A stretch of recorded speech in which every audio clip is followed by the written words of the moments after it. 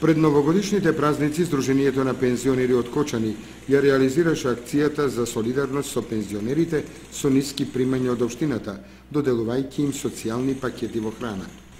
Имено како што ни информираше председателот на Кочанската пензионерска организација, господинот Ѓорги Серафимов, преку Комисијата за здравствена заштита и стандард во изминативе денови е направена посета на 30 на пензионери, од кои 16 се во градот и 14 во населените места во Полскиот и Планинскиот дел на општината. При тоа им се донирани социјални пакети во храна во вредност од 1500 денари.